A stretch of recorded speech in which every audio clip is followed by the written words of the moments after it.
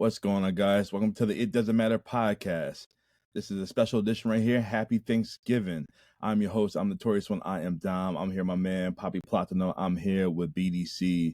And today, besides carving turkeys, watching football, and debating, we're going to talk about some wrestling. We're going to talk about which belt meant a little bit more, the WWF, WWE Intercontinental Championship or the WCW United States Championship. So we're going to have the ultimate fancy clash. Fellas, what's going on? Happy Thanksgiving. Happy Turkey Day, guys. Happy Turkey Day indeed. Yes. so we know back in 1987, Survivor Series went head to head against WCW Starrcade, and it was all about family and wrestling, basically, and turkeys, of course. Still is. It still is, still to this day. So that's why we're doing what we're doing right now. So I figure we take it back and discuss which brand's champion will win in a fantasy warfare match. So I figure we kick it from 87 all the way to the dying days of WCW. Wow. All right. So I'll say the names for the champion, and just give you all thoughts. Okay. So let's have some fun. Let's get some heated debates. Let's see what we can do. Now, are we going to be saying who was the champion during the Thanksgiving Day? I'm going to say the name who was the champion at present time going into the show, into Survivor Series and into Starrcade. So that's what I'm going to do. Okay. That works. Yep. All right. Sounds perfect. All right. So our first one, we're going to take it back to 1987, the debut of the Survivor Series. Your Intercontinental Champion is the Honky Tonk Man, and the WCW United States Champion at the time, Lex Luger. Come on, man. It's not even a debate on this one. Come on, man. Come on.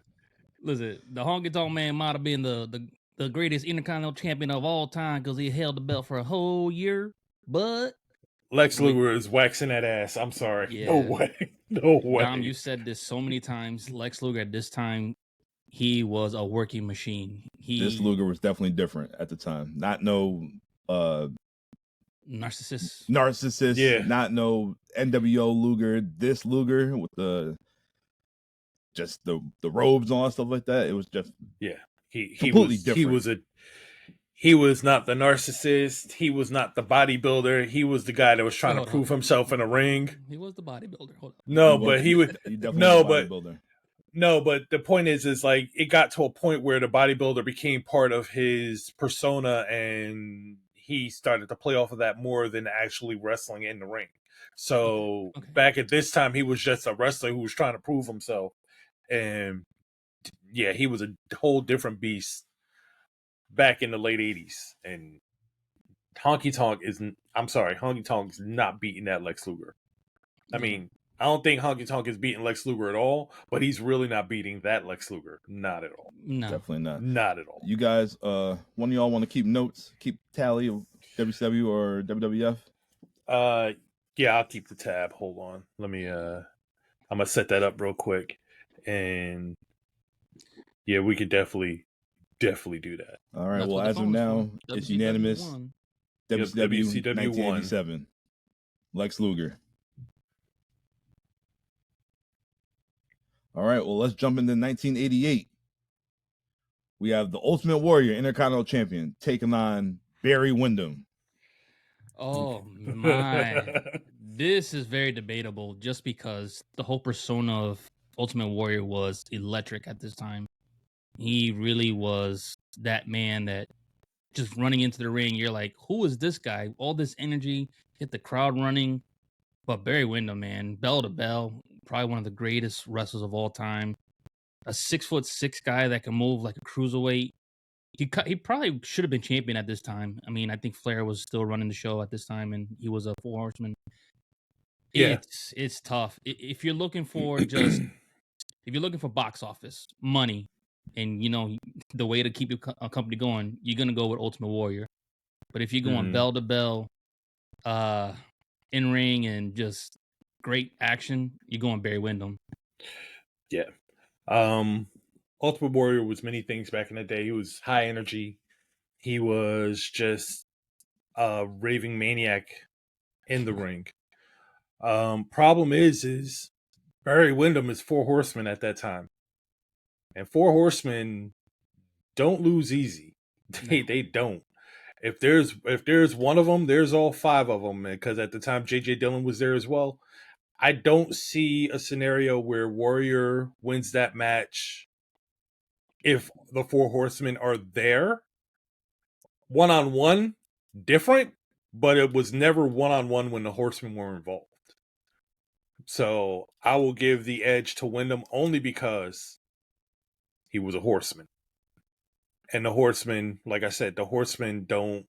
If there's one, there's all of them. So that's how I'm looking at it. I'm going to go against the grain. I'm going to go with Ultimate Warrior. You got to go with that high energy at that time. I'm just going by the era. You're trying to get tickets. You're trying to get the kids to buy the money. So I'm going to go Warrior. Yes, his in-ring abilities was horrible. Promos weren't great. But he got you in the building, and he made you spend money on them. So just for that aspect, especially at that time, Warrior was the closest thing to Hulk Hogan at that time. Mm-hmm. So I'm gonna go with Warrior just to change it up a little bit. Well, this one's tough for me. I'm split. All depends on where they wrestling at. If it's in WCW country and the 4 Horsemen's available, I got Barry Windham. If they're in like Madison Square Garden, WWF country, I got Warrior. If you want to go get a quick match, I got Warrior. Yeah. If you want to get that long drawn out match, I got Barry Windham. So I'm neutral on this one. It really is a coin toss. So I have no idea. I'd probably have to just inner kid in me. I'd have to say Ultimate Warrior though. So I would have to. Much as I love the Horsemen, I have to go the inner kid and be the Ultimate Warrior. So we are tied right now. WWF 1, WCW 1. All right, let's get into 1989. We have the Ultimate Warrior again, your Intercontinental Champion. And this time he is taking on the WCW United States Champion of Lex Luger. Ooh. Now we're talking. Oh my gosh. Wow. Wow. Same thing for me. I'm split again. You want a long match? Luger. Short match? Warrior. Where you at? Really don't make no difference, but I'll have to go with Warrior, so Warrior for me. This is tough now because Luger's different, man. Yeah, man. This Luger, man, he's really close to being the total package. This guy can really go. He had a lot of great matches. He found sneaky ways eventually just to how to win the championships and defend the title as well.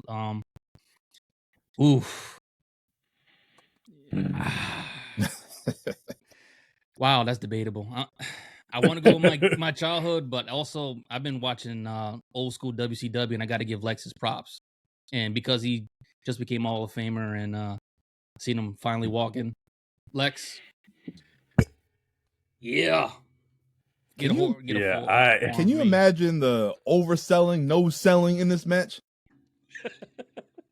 The one thing is, Lex is gonna sell. Lex will sell here. Yeah, Lex will sell. Warrior will not. No. And the damn the ring ropes, man, you know how greasy them ropes are gonna be between them two. That ref might slip out. Pause. Yeah, bro. Yeah, that's true. That God. I unfortunately, I think as much as I want to give it to Lex, because again, he was a different beast. I think in what I just literally said is the reason why I have to give it to Warrior. Warrior wouldn't sell shit, and it's kind of different when it's 4 and 5 on 1 than when it's a straight 1-on-1. If dude's not selling shit, so you put him in a torture rag, Warrior's just probably gonna sit there like. Yeah, he'll shake out and then... so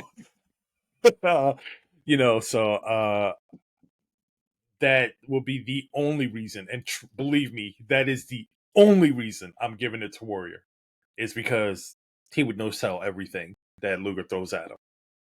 Oh, so WWF with the win, 2-1. And I hated that too, because again, Luger was different back then. Imagine me, I'm going against my childhood. Right. So, Yeah, right. it's tough. It's very debatable. Now, Oh this my next one's gosh. going to be pretty interesting. We're going to take it to 1990. Your Intercontinental champion at the time is the Texas Tornado, Kerry Von Erich. And your WCW United States champion is Stan Hansen. That one's tough, just because this isn't the NWA champion Kerry Von Erich. This is a different one. By then he's already got the issue with the foot. He is very charismatic. He did look like Warrior-esque at this time. I didn't see too much of Stan too much, but I've heard a lot of stories.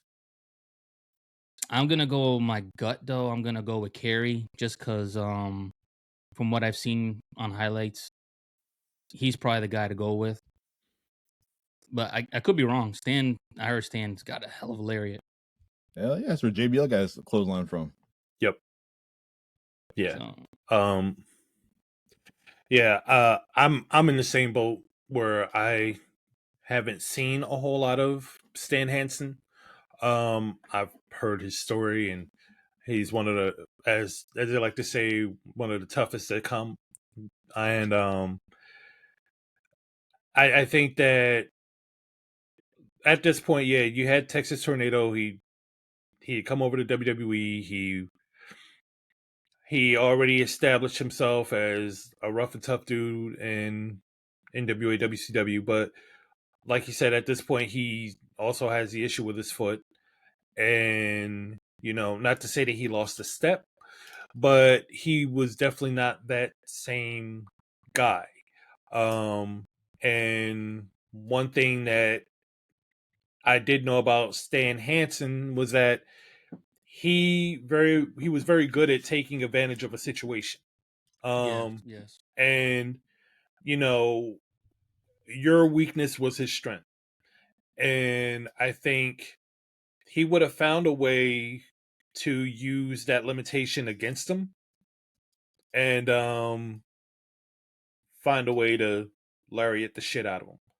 Because literally that lariat took down some of the best. So you got a guy who's limited, although he's still very good, but somewhat limited. He's gonna find a way to take advantage of that, and once that lariat come, and it's pretty much over. So I am going to go Stan on this, despite not having a whole lot of footage on him, because the stories that wrestlers told back then, and even some of the wrestlers have told now, he was not the one to mess with. So I'm gonna go with Stan Hansen on this. Yeah, hook the leg. What did Stan Hansen say in No Holds Bar? You got a tiny little wanker. That was Stan Hansen. That movie has some classics. Oh man. Oh boy. Well, knowing how Kerry Von Erich was, he was that guy in World's Class Championship Wrestling. Mm-hmm. Went against the greats like Ric Flair, but he definitely wasn't the same in WWF. And Stan Hansen, we know how he was a problem. This guy went toe to toe with Vader in Japan numerous times. I forgot about that. Yeah. He was a tough SOB. He wasn't the guy that almost poked his eye out, right? I think so. Yeah, I think so. I think so. That alone right there, just. I think so. I would love to see like these two go toe to toe. No pun intended. Like in a world class ring. Yeah. Because it was like anything can go. But I'm gonna have to go with Stan Hansen. Yeah. I went with what I've seen, so I can't even argue, but Stan, man, jeez. Can't go wrong either way. Well, I did. Funny as hell. We did 4 years so far, so what's the count? Who's in the lead so far? Is it tied? It's 2 up. Oh, okay. It's 2 up. Yep. Well, this next one's going to get a little interesting. Okay. 1991, the Intercontinental Champion at the time, Bret the Hitman Hart. Oh, shoot. Yeah, boy. And your WCW United States Champion at the time, Ravishing Rick Rude. Oh, man. Oh, boy. We are all Bret my guys, so here we go. Who wants to kick it off? Boy. Woo, Jesus Christ. Bell to bell, Bret Hart will always be, in my opinion, the greatest in-ring wrestler of all time. Didn't matter if you were a big guy, cruiserweight, heavyweight. The man can make a match out of nothing. He's literally the definition of turning chicken shit into chicken soup. But Ravishing Rick Rude at that time, he was a different promo. The guy was built like a came out of granite, just chiseled everywhere. Shit. Yeah, and he's I don't know if he became a NWA champion prior to this, but either way, the guy just promo wise, the look, wrestling wise, he can go. I'm going against my heart on this one. I'm gonna have to go with Rick, man. And I love Rick too, but yeah, I love Bret, but I don't know if he's beating Rick at this time. So, yeah, and that's what I'm kind of looking at it too. Bret Hart was finding himself outside of Hart Foundation at this point. He was really starting to establish himself as a top singles performer. Ravishing Rick Rude at this point had 2 gears. He had the gear where he was playing to the fans, and he had the gear where he was just gonna fuck you up. And when he was US champ, there was no such thing as the play to the fan gear. He was just in the ring to fuck you up. Yeah. So I like, if this was Hitman of 94, 95, I would say, you know what? Yeah, I think Hitman, but 91, no. It is Ravishing Rick Rude. It is Ravishing Rick Rude. All right, well, like I said, we are all Bret Hart guys, but we know that Bret, he was making a name for himself at this time. He was proving himself. Rick Rude, he was on a different level. He already did the Intercontinental Championship thing. He won the World Heavyweight Championship. Now he's the United States Champion. And plus, Rick was already in the main event scene back in the day too. Yes, and don't forget, in 1991, Rick had something. He had the Dangerous Alliance. Oh my God, Paul Heyman. That faction alone. Paul E. Dangerously. Stunning Steve Austin. Beautiful Bobby. Medusa. But yeah, all Hall of Famers. Yeah. All of them. Yeah. I got Rick. I got Rick all day. All right. So not only does WCW take the lead, but that is the first clean sweep of the night. I didn't think it would be this one, but okay. Yeah, that one was tough because when you go, we always go with the hard, but man, you gotta go what's right there. Yeah, exactly. All right, well, 1992, our Intercontinental Champion at the time, the Heartbreak Kid, Shawn Michaels. Ooh. Okay. And the WCW United States Champion at the time, the Natural, Dustin Rhodes. Wow. Ooh. So again, the Natural was a different dude. The Natural was a different dude, and HBK kind of in the same boat of finding himself outside of the Rockers. But difference is that where Bret Hart was finding his way and establishing, HBK had established himself before he left the Rockers. Yeah. He had already established himself as kind of the guy when he left the Rockers. So, love Dustin, love everything he's done, and since he's gone back to being the Natural, and knowing what he did before all of that, but yeah, I'm not thinking that he's taking HBK on this one. I just think that HBK had too much going on for him at this point, and he had a lot of the pros and none of the cons that most athletes in the 90s had.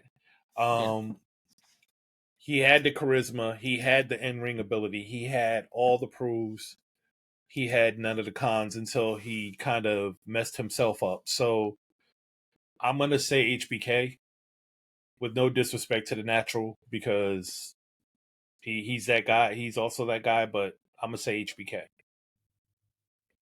I'm gonna have to agree with you on that one too.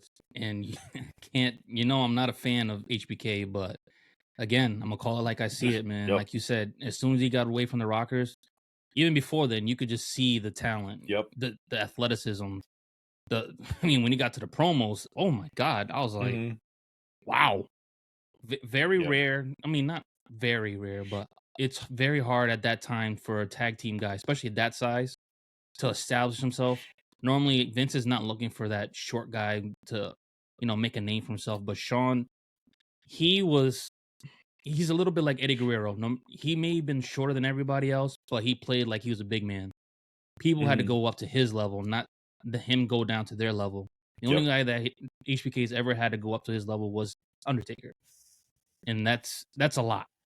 That's a lot to say. So I got to give it to HBK. And like you said, Dustin had so many good matches, a lot of good stories at that time too. And I love his in ring. It was very physical, no nonsense. Just go in there and go and get it. But HBK, man, was that dog, man. He really was. Yeah, that was that big pit bull. He was so different back then. He was different. And I'm gonna have to go with HBK as well. I love the Natural. I love Dustin Rhodes at this time. Love the theme song. He was his daddy's child, and he had the believability. He sold everything he did. It looked good. It looked precise.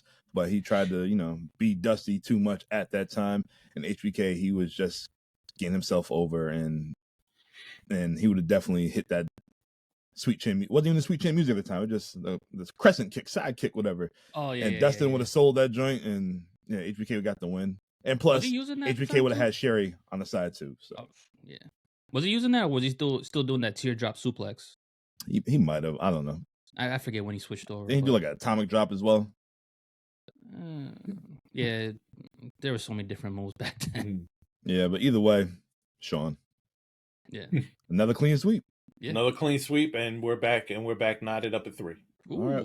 Well, in 1993, your Intercontinental champion at the time, because somebody got suspended and had something going on. It was supposed to be HBK, but this time it's Razor Ramon. Hey, yo. And he's taking on the Natural Dustin Rhodes. Oh, Jesus. This is another clean sweep. Tough one. Another clean right. sweep. Jesus.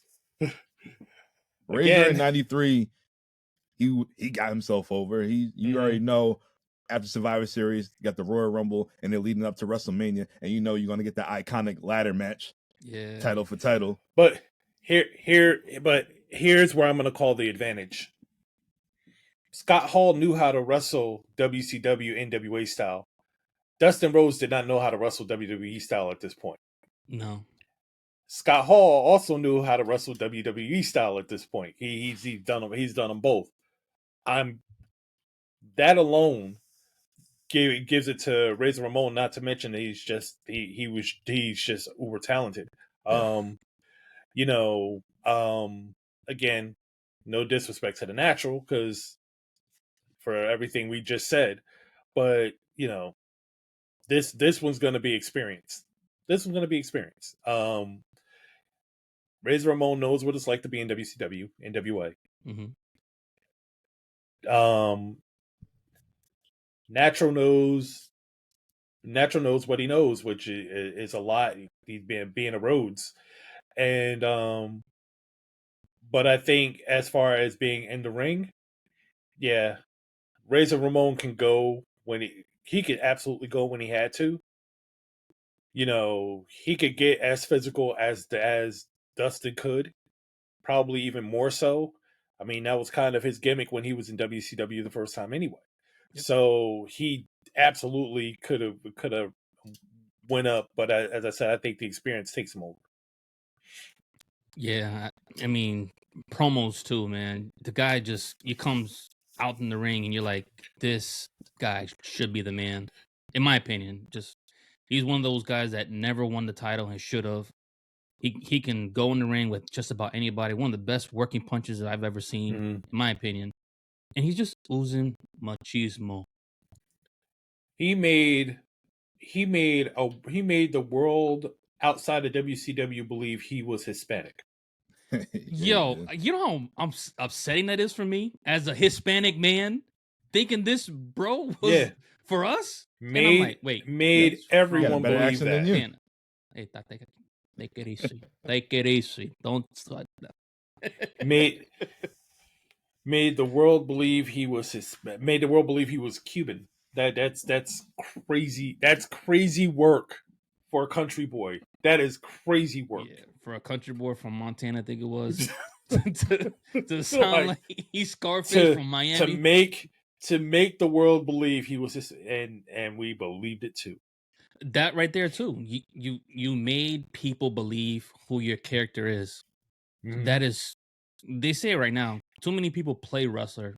Not enough people are the wrestler. I mean, and the thing of it is you find it because again he had a whole gimmick in WCW. He goes to WWE. He takes on this persona. He becomes this persona. Literally the entirety of the rest of his career, he is this persona. Yeah. Even under his actual name, as wrestling as Scott Hall again, he is still Razor Ramon. And you know what? I don't know if he's going to be featured again in this show again, but anyone that can get beer thrown in at him and then just smoothly put in his hair and like his hair gel and just walk in like it's nothing, stop it. Yeah, this dude is special. He definitely is.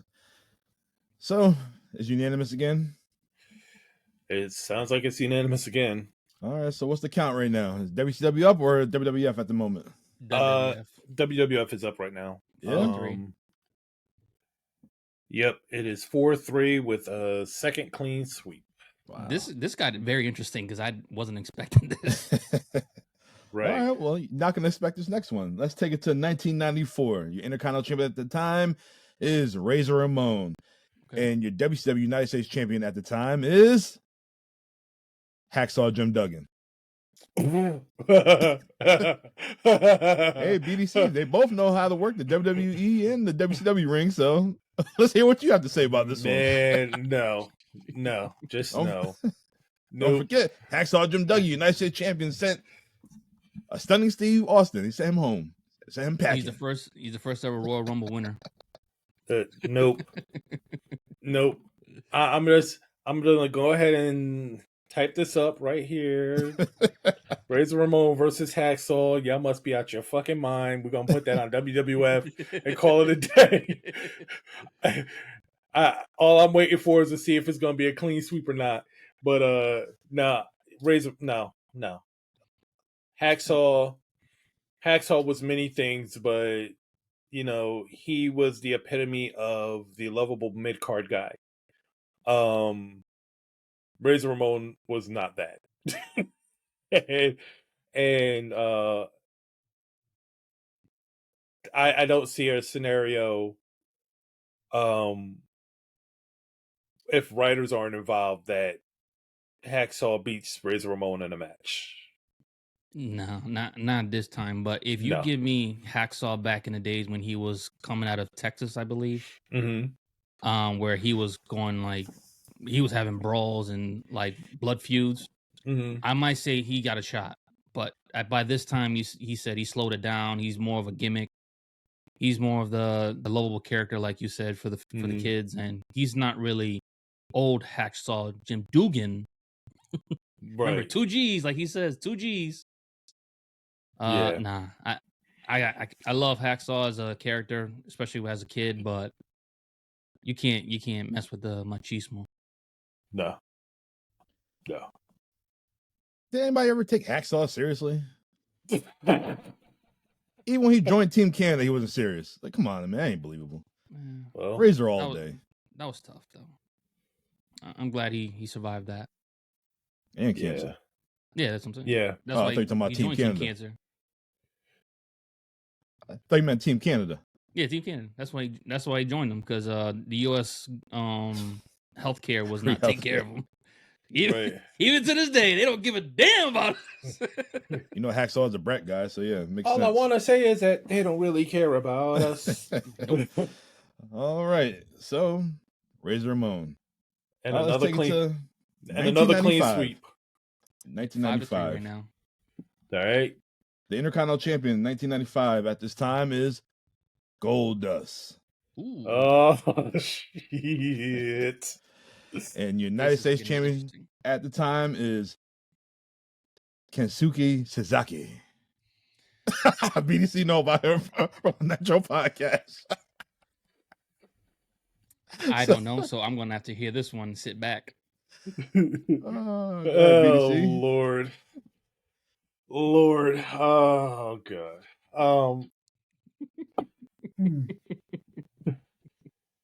So this, oh god. So Sasaki is yeah, he started appearing on Nitro, and we followed a couple of those matches. And I mean, he's decent in the ring.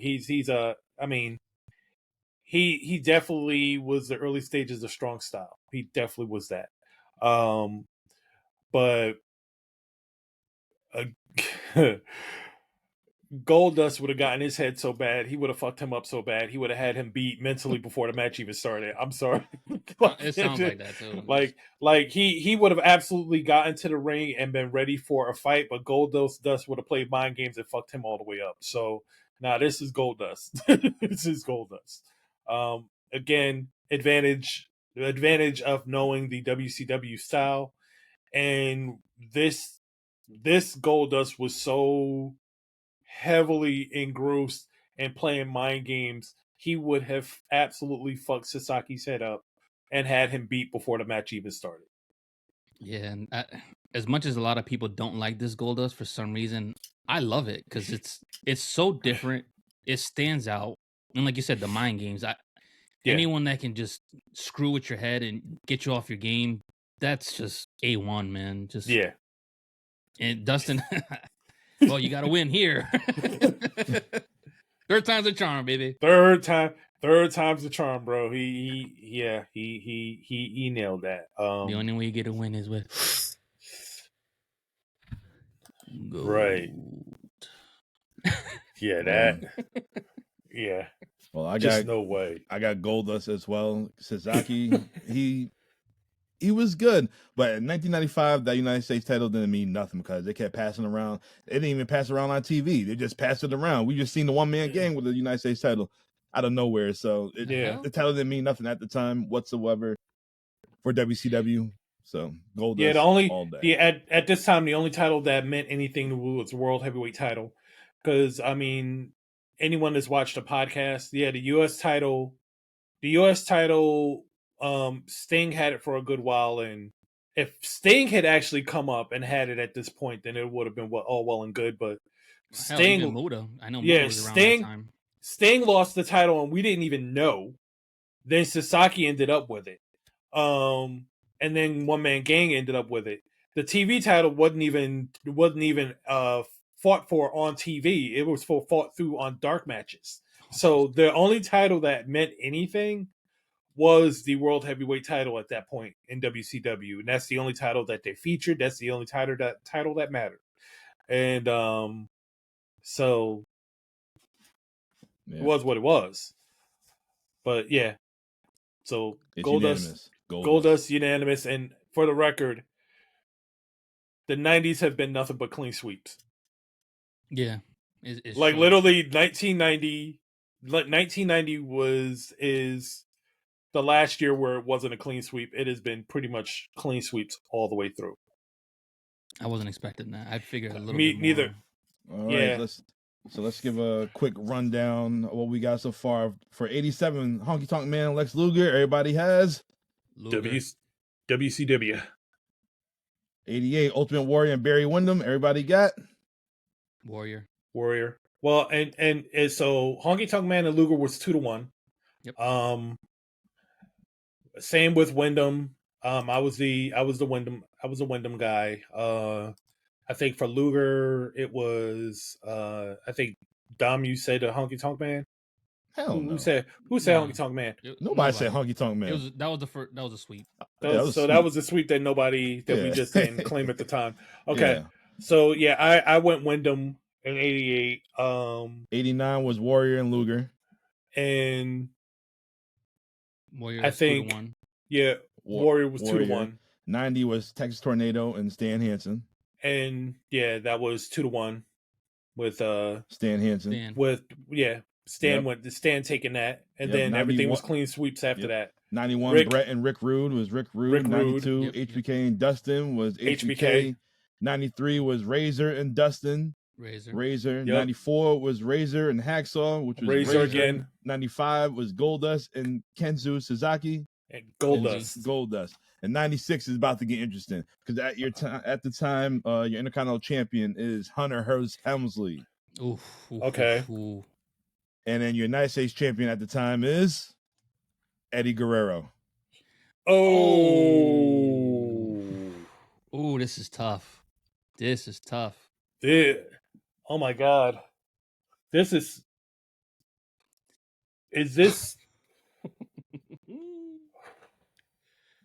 Now this is DX Triple H now. No, it's not. He's blue blood at this point. Him. I think China might be here at the time or on the verge of being here. So yeah. By 96, yeah. So she might be on her way, or if she's there. Wow. These next few ones gonna get real good. I'm gonna have to go with Eddie just because he's had the experience. He's wrestled in multiple companies and he's been a star no matter where he's been at.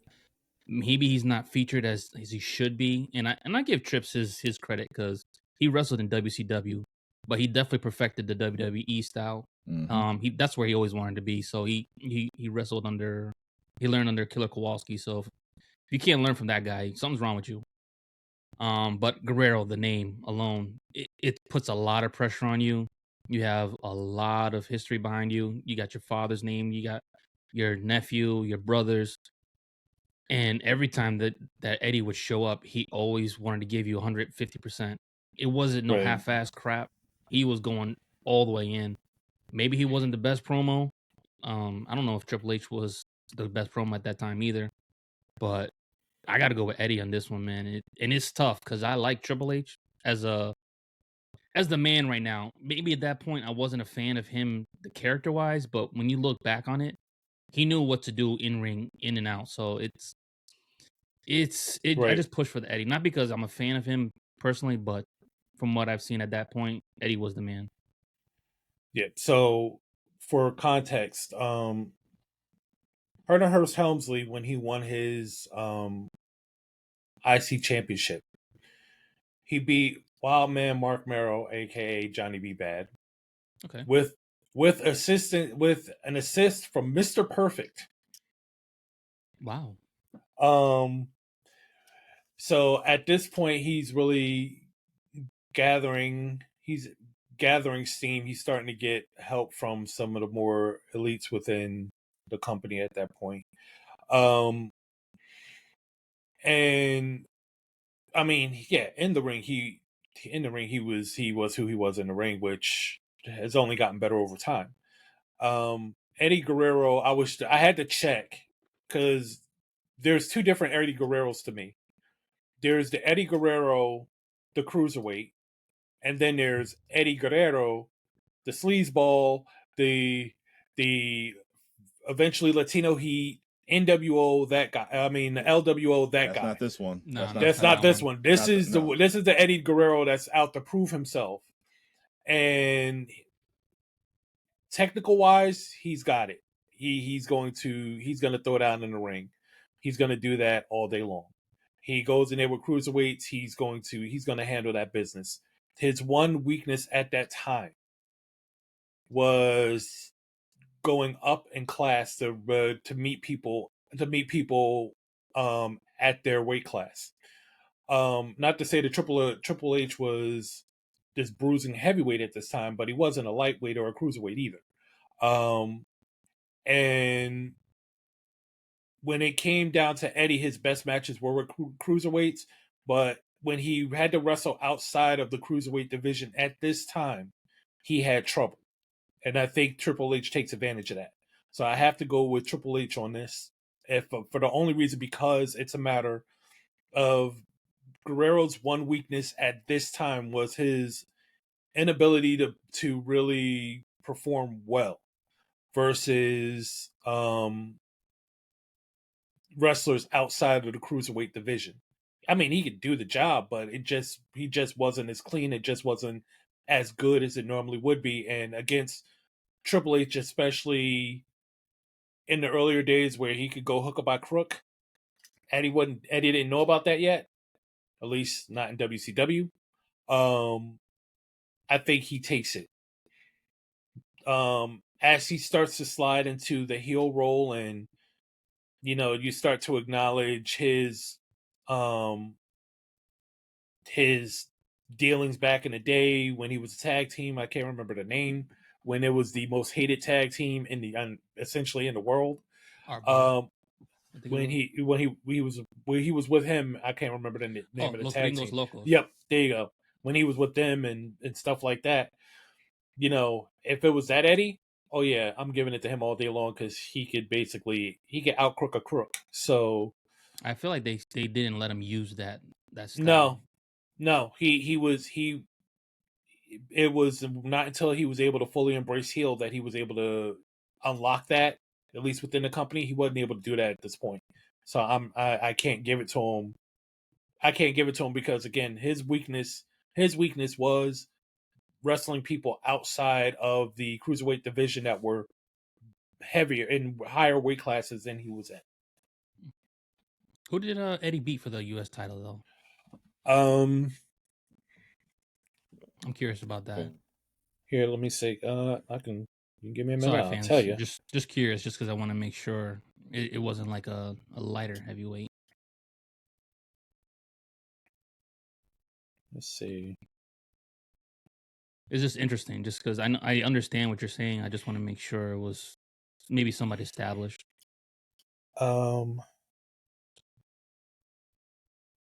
DDP. Ric Flair. Ric Flair was Ric Flair was the United States champ. He was forced to vacate it, and Eddie Guerrero and DDP went up in a match for it, and Eddie won. And it's not the DDP that you expect. Not the DDP that we. Yeah, not the DDP that. No. Yeah, not that Eddie Guerrero. Not that DDP. Yeah. That's the DDP with all the gimmicks, the gum, the stick. Pause. Yeah, he was starting to move away from that, but he was still deeply entrenched in that. Where we're going at, how the Intercontinental title is the working man's title. They're putting the United States title on these same guys. They're trying to get these next guys elevated. And we see from it didn't work out for like Dustin Rhodes, whatever, but Eddie Guerrero and DDP, obviously, but Ric Flair didn't need it. Sting didn't need it at the time. But he was already established, but you can see they definitely trying to do it. But I have to go with Triple H at that time, Hunter Hearst Helmsley. Eddie Guerrero, he's still trying to find his way. His time in 1996, it would have been definitely a good-ass match. Definitely a pay-per-view quality match. Oh, yeah, there. Absolutely. But he would have that China syndrome, and Triple H would have got the win. Yeah. That would have been it. If China was there, forget it. Yeah. So, Triple H, Hunter Hearst Helmsley. Another sweet. That was tough, too, man. That was tough. Because I know that wasn't the Eddie that we know. Yeah. But I know he was really, like going for the jugular, like showing everybody that's who he is. He's that guy. And literally, right now, the WWF is on a 6-year run. What's the count? It is, or 7-3. Yep. It is, let's see. 7-3. All right, well, this next one is going to be a little interesting. All right, your Intercontinental Champion for 1997 at this time is Owen Hart. Ooh, and he is taking on the United States Champion at this time, Curt Hennig. Oh, wow. Shoot. Oh, wow. I'll kick this one off. Yeah, I got Owen Hart, 1997 Owen Hart, all day, every day, Hart Foundation. Kurt King of Hennig, Hearts. he wasn't Mr. Perfect. No. Right. He was NWOB. Yeah. I'll take the Hart Foundation over NWB all day. Brian Adams, Virgil Vincent. Point blank. It would have been a good wrestling match, but are we going to get the Kurt Hennig that actually want to work? Or are you just going to have him, whatever. Owen Hart all day. True. Yeah. Them two, man. Ugh. When they want to, but it's funny because when Owen doesn't care, but he still seems to put on a freaking show. Yeah. Owen is so different, man. People just, this young generation, you need to go back and watch Owen. He's the reason why AEW puts so much praise in. And honestly, a lot of the wrestling style that AEW has is partly because of Owen and Rey Mysterio. Owen was one of the first guys that actually introduced the Cruiserweight division to, well, not division, but that style sort of towards the Americas. It was already here with Mexico and CMLL and AAA, but Owen came from New Japan or somewhere in Japan, and he brought it over here, and he was like, all right, I can do this. I can do in-ring like Bret. And he had a promo. He could go on the mic. I got to go with you on that, man. Owen was different. He's another guy that if he was 6'3", would have been world champion. Unfortunately, I don't want to talk about that. Yeah. So again, this is a case of any other year. If this was Kurt Hennig of any year in the late 80s, early 90s,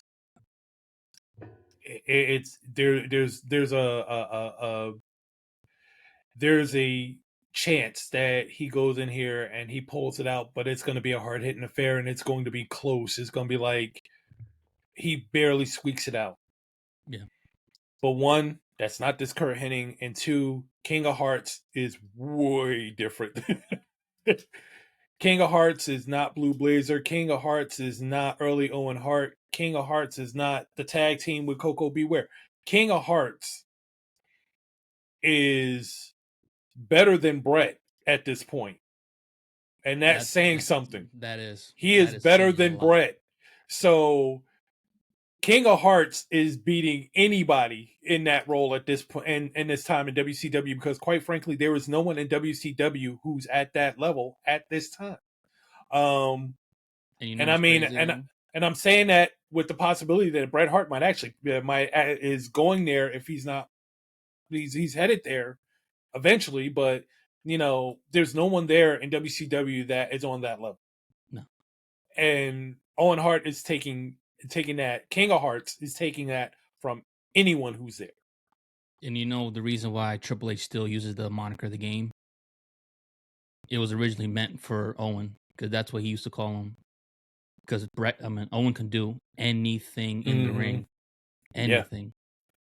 Yeah. So I know he technically stole it, but it's not really stealing. It's basically him on the low, basically paying homage to one of his greatest friends, and probably one of the greatest locker room people that everyone's going to talk about. Absolutely. I've yet to hear anyone say anything negative about Owen, and if I hear it, I'm probably going to shut it off. Yeah, Owen Hart. With him, man. Owen Hart is one of the few people in wrestling that in life you never heard a bad thing about him in life, and that is only punctuated in death. The only negative thing was the Stone Cold, but that's. But even in that, it's like even Stone Cold to this day doesn't blame Owen Hart for that. It's not like Stone Cold came out and said, "That don't work for me, brother." He didn't do anything like that. He came out and he was literally, there was never any fault put to Owen Hart for that. And, it was like, okay, we know it wasn't deliberate. We know Owen Hart didn't intentionally do that. We know how skilled he is, so we know shit happens in the ring. Mm-hmm. But no one ever looked at him afterwards was like, "Oh, you're just a crippler. You don't care about wrestlers in the ring. You we don't feel safe working with you. We don't want to work with you because you're not safe. None of that has ever happened. Yeah. And I mean, as I said, in life, no one talked bad about him as far as the person he was or the wrestler in the ring. And in death, it's only gotten better. It's like no one talks bad about him at all. His wife is funny too. The stories that she says with Owen, oh my god. So did you hear about the time they were out and about, like at a park or something? And I guess Martha was saying that Owen was walking ahead of her and she's following. And he's like, "Stay away from me. I don't know you." Just stuff like that. Oh, I wish he was still around just to hear some of those stories. I hate that 2000 comes around and he's not there anymore. I hate that we don't get to see how the rest of his Hall of Fame career plays out. And if you guys ever do, make sure you get an Owen Foundation plush. Oh yeah, I bought that. I didn't even know that came out. I didn't even know that existed. So yeah, I think I might have to hit the site and get one today because I didn't even know that existed. As soon as it came out, I pre-ordered and I was getting that. Yeah, I got the Owen Hart Foundation shirt. Yeah, that's outstanding. Got my Owen stuff as well. But it's Owen Hart with the win. Yep, easy win, clean sweep. All right, next one. And the streak continues. It's going to continue with this one too. In 1998, your Intercontinental Champion is Triple H, and he is taking on WCW United States Champion Vacant. Wow. Oh no, Vacant's taking this, man. Vacant is taking this. God, Vacant is on fire. So who was the champion prior to this? Just so we can try to establish something. Wait, so or after? Hold on. I'm looking it up right now because I'm not gonna take Vacant as as an answer. You said 98. 98. Oof. Hold on.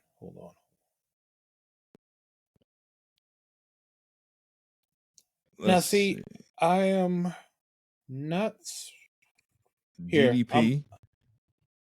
It was DDP, Goldberg, and Goldberg. Ooh, let me see that. So it's 90. No, because I know Goldberg wins the belt. 98. Oh no, was it 99? He won in June. No, so. Let's see. Hold on. I think I got it. I'm in 99. Hold on. 98. No, so 98. Only thing it shows is that, of course, it was, Goldberg vacated it when he won the World Heavyweight Championship. Yep. It was Bret. Luger, Bret. DDP. Bret. So Bret vacated it. Man, that's. Yeah, so we'll go with Bret, I guess, since he was the last one before he vacated it. This isn't the same Bret, man. No, it's not. He looked like he wasn't motivated, and just WCW was starting to go downhill after that crash. Wait, actually, I take it back. No, at this time, the person that vacated going into this would have been DDP, so not even Bret. Bret got it afterwards. Okay, so I'm gonna go with DDP on this one, just because he's established himself as that people's champion that we like. Dally with that diamond cutter, everyone's gonna get it.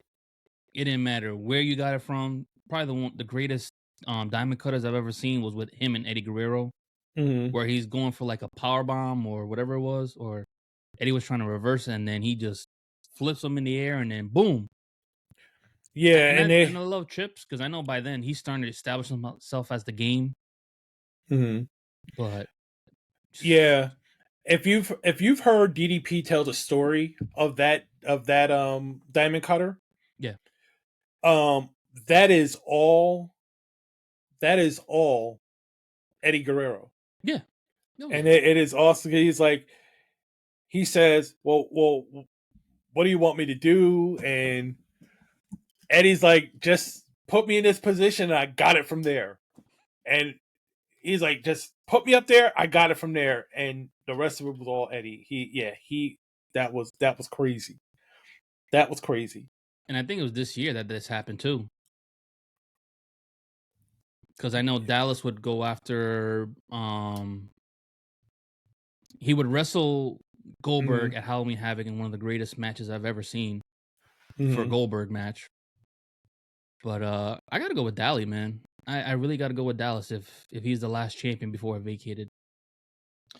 Right. I don't even know why it's vacated, because before DDP won the United States title again, he had that match with Goldberg, and you know what happened? It blacked out. Yeah. Then the next night they gave him the United States Championship, and later on, Bret and him, they headlined World War III, which Page won. Then Page lost the title November 30th. So yeah, so I don't know. I don't know why it was vacated at this time. So it makes no sense. Something got to fill in that gap for some strange reason. But I'm gonna go with either way. I'm going with Dally on this. I got Triple H. It's just too much going on WCW at that time, and DX is hot at that point. So Triple H. Yeah. So and I'm still kind of looking, and there is no indication that he actually even vacated it. So it's like I'm confused as to why it came up vacant. It just looks like Bret Hart beat DDP for the title in a no DQ match on the 30th of November. That's crazy. Typical WCW booking. Yep. I know we're going by what's going on at the companies, but character wise, in this point, Dallas was hot. I mean, hot. I thought honestly he could have been the guy to beat Goldberg, and probably would have been a better choice than Kevin Nash. Especially after that night, the next night, I was pissed. I think that crumbled WCW, and it never recovered. Well, yeah, there's a lot of things that crumbled WCW. Yeah. Well, this next one. Oh, who did we agree on? Triple H or so no, it's DDP? It's actually one of one, and I didn't give an answer yet because I'm too busy looking up shit. So I'm only reason I'm kind of going back is there was World War III that happened right before that. So with World War III happening, I'm looking to see if it gives anything about that title. And yeah, so DDP beat Bret Hart on November 22nd, 1998 for that title. So he still had it. In November, Starrcade that year happened in December. And but in any which way, at that point Bret Hart had it. So technically, as of Thanksgiving, DDP had the title. And yeah, DDP was different back then. This is early is this early DX Triple H? No, this is at this point, or is he's the leader by now? He's the leader by now. He's the leader. Yeah. Which means he's got Shawn, and which means he's got China. So as much as I would love to give it to DDP, numbers game. Okay. I think numbers game takes it. So Triple H over DDP. Unanimous. All right. 1999. Your Intercontinental Champion at the time is China. And she's going to be taking on WCW United States Champion at the time, Chris Benoit. Oh, shit. Yep. Chris Benoit. I'm not saying anything else. Yep. Definitely Benoit. Benoit would have killed him.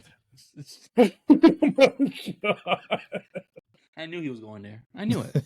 I knew it. In the ring, that is.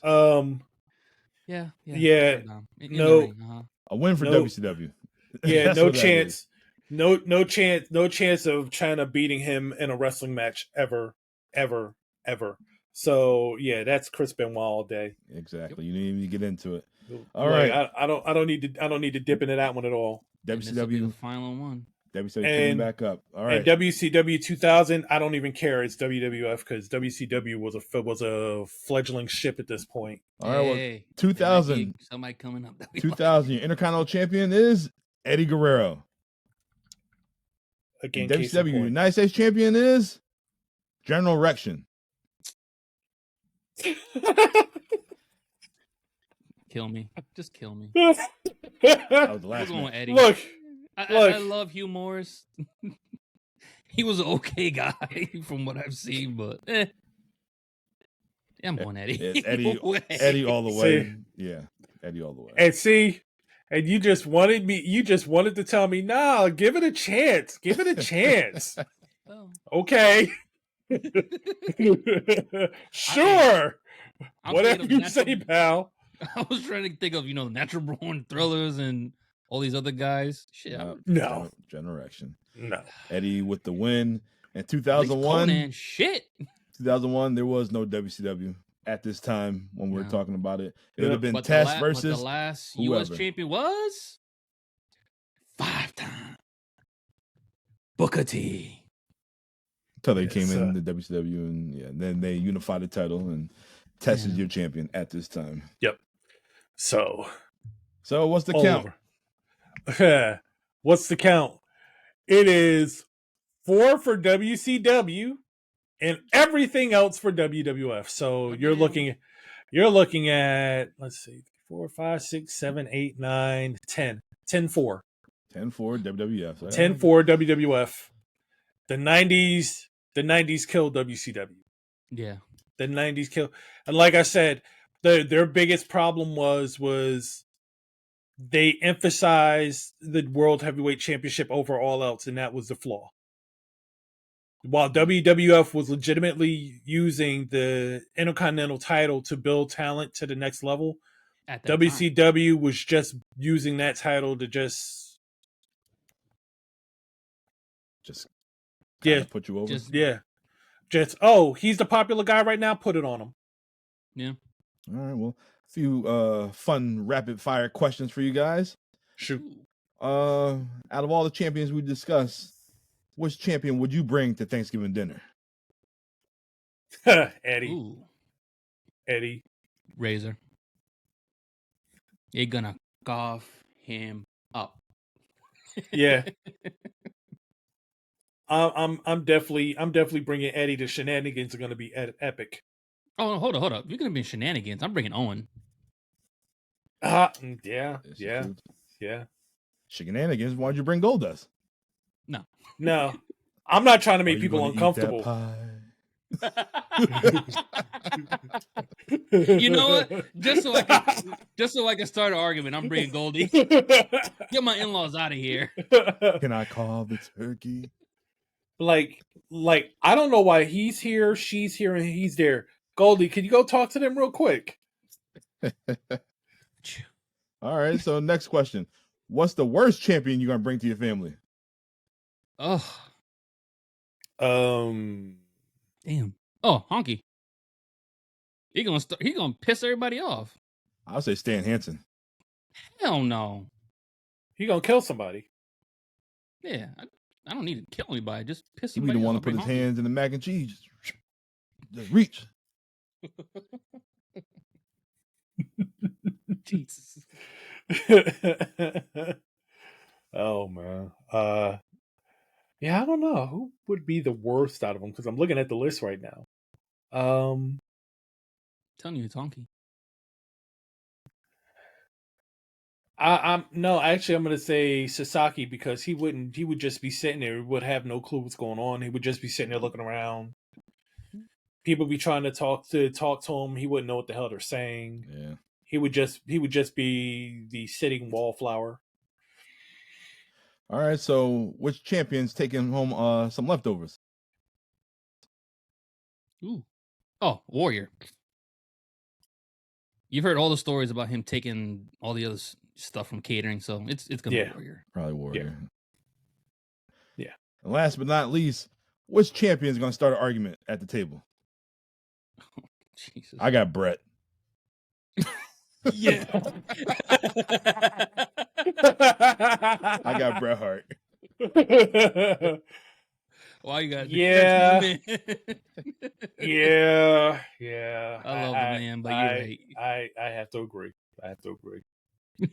He's definitely something's not gonna sit right with him. Yep. Something's not. You put beets in the potatoes? What? You call this turkey? My mac and cheese is better than yours anyway. Oh man. Yep. Yeah, Bret. All right, guys. Well, thank you, listeners, for rocking with us. This is our first ever Thanksgiving edition, and we'll definitely do a little bit more. Maybe we'll do it again. Another theme. You never know. Yeah. This is interesting. Definitely appreciate. Yeah, it was fun. It definitely was fun. appreciate it. Yep. So everybody, have a happy Thanksgiving. Be safe, and we will see you guys next time. I'm Notorious One. I'm Dom here with BDC and here with Poppy Platino. Happy Thanksgiving. Happy Thanksgiving, everybody. Boom. Don't ask anybody who made the damn freaking potato salad. Yeah. If you're gonna drink, drink responsibly. Yeah, Bret, don't do that.